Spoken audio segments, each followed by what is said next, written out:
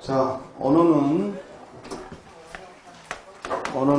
음성과 의미로 이루어져 있고,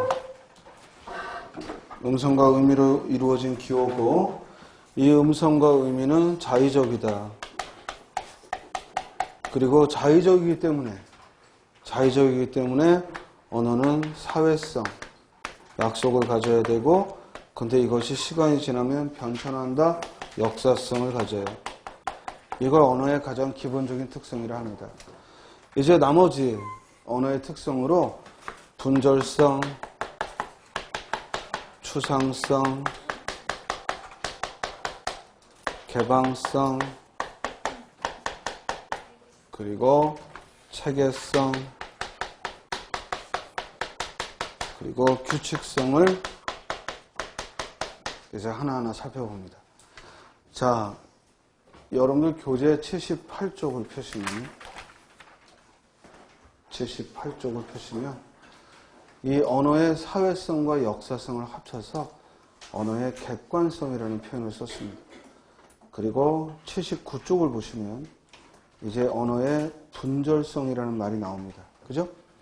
그런데 설명을 이제 여러분들이 책을 읽으면서 이제 복습을 한다 하면은 거기 설명을 써놨는데 그 설명에서 그 분절성의 용어를 가리키는 그 키워드를 찾아내면 돼요. 결국 분절성이란 언어는 연속적으로 이루어져 있는 현실 세계를 불연속적인 것으로 끊어서, 즉 분절하여 나타낸다. 결국 분절이란 말의 뜻은 끊어 표현한다는 얘기야. 그렇다면 언어는 항상 연속된 세계를 뭐한다? 끊어 표현한다. 이게 포인트야. 언어는 끊어 표현하는 성질을 가졌다. 그러면 이 끊어 표현한다고 했을 때 우리는 이미 문법 용어에서 우리가 사용하고 있는 언어를 가장 하위 요소로 끊어내는 걸 배웠죠? 따라서 구체적으로 말한다면 이 끊어내는 걸 뭐라고 해요? 음운과 음절이라 하는 거예요. 결국 언어는 음운과 음절로 끊어 말하는 거지. 자, 무지개라는 단어 자체도 이미 분절성을 갖는 거고, 다시 무지개를 빨주노초 파남복 7가지로 구별하여 말한다. 이는 곧 무지개라는 하나의 덩어리를 우리는 언어로 표현할 때에는 그 색깔을 7가지로 끊어서 표현하죠. 이 끊어서 표현하는 성질, 그러니까 분절성을 물어보려면 끊어 표현한다는 말이 꼭 나와야 돼.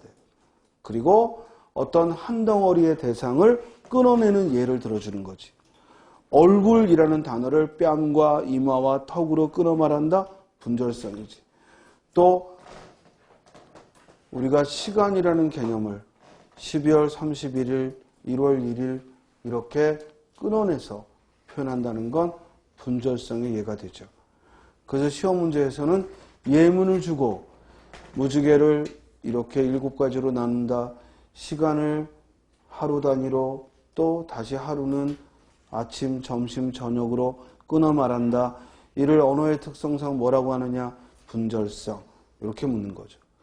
주로 요즘 시험 문제는 예를 통해서 물어보는 거지, 언어가 끊어 표현하는 성질이 있다. 이를 뭐라고 하느냐? 이렇게는 안 물어봐.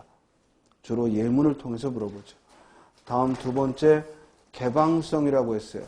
자, 개방성에서 키워드는 개방이라는 말이 언어학에서 말할 때에는 다른 사람도 언어를 쓸 수 있다, 이런 개방이 아니고, 여기서 개방은 무한한 표현이 가능하다는 얘기예요.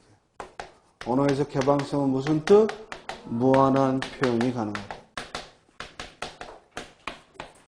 즉 우리는 언어를 통해 어떤 제약도 없이 무한히 문장을 만들어 쓸 수 있어요.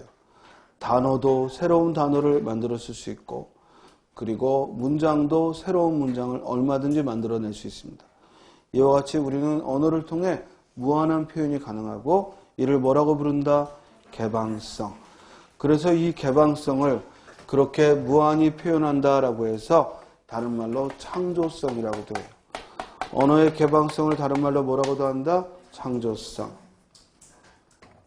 예를 들어 우리는 한 번도 본 적이 없는 용이라는 그런 사물을 상상하여 쓰고 또 관념적이고 추상적인 단어들, 희망, 평화, 미래 이런 추상적 말들을 만들었습니다. 그러므로 이와 같이 우리는 표현에 있어 아무런 제약이 없는 거죠. 이와 같이 표현에 있어 무한한 표현이 가능하다. 이를 뭐라고 한다? 개방성이라고 합니다. 조심해. 추상적인 단어까지 만들어 쓸 수 있다 해서 추상성이 아니야. 추상적인 단어까지도 만들어낼 수 있다는 얘기는 우리는 직접 보고 만질 수 없는 것도 단어를 만들어 쓴다는 얘기야. 이는 언어의 어떤 특성? 개방성을 말하는 거야.